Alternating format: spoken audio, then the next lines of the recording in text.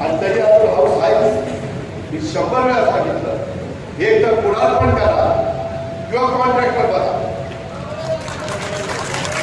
तुम्ही पुढारी बसला, माझ्याकडनं कामं घेणार, कामाचा दर्जा नाही राहिला तर तिथं पुन्हा मी अडचणीत येणार. लोक म्हणतात अजितला दिसत नाही का? आदित्य तावरेबद्दल बोलतात, आदित्य तावरे काय पुढारी नाहीये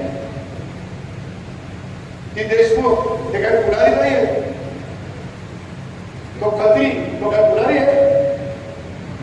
तो म्हणेला आपला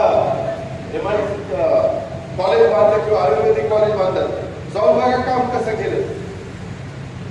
मी 25-15 करोड रुपये दिलेलो, अजूनही काम नाही. मी गजानन पाटलांना सांगितले आणि आता आम्ही निर्णय घेतो 10 लाखाचं काम तर काढणारच नाही. 10 लाखाचं काम काढलं की त्याला टेंडर नसतं, काही नसतं, कुठं पाट्या टाकतात, टाकल्या तर टाकल्या, नाही तर नाही लावला तिथं.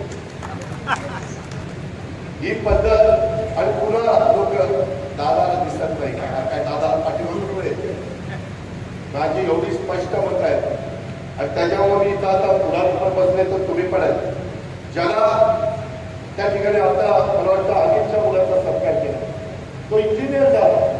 अनिल मला वाटतं क्रीडा खात्यामध्ये नोकरी करतो आणि त्याचा मुलगा पुढारपण नाही करत, तो कॉन्ट्रॅक्टर आहे.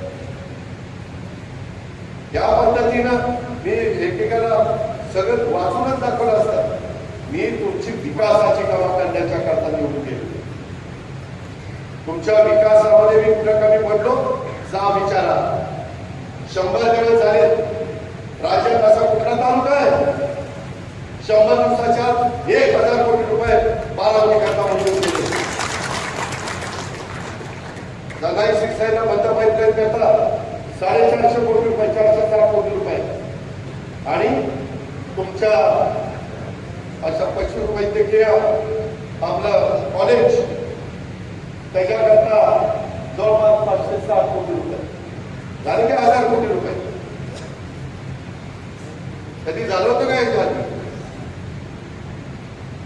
म्हणजे आज ही सगळी परिस्थिती असताना आणि तुम्ही वाचलं असेल, मी जे निर्णय घेतो ते काय मी बाकीच्या सारखं कुठं गेलं भेटायला की फोटो काढायचा, कुणाला नमस्कार फोटोला गेला की तिथं फोटो काढायचा आणि ते सगळीकडे दाखवायचे.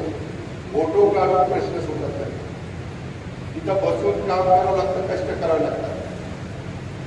प्रशासनावर दरार असावा लागतो आणि आपण जे काम सांगतो त्या कामाचं ज्ञान सांगणाऱ्याला असावं लागतं, तेव्हा काम होतं.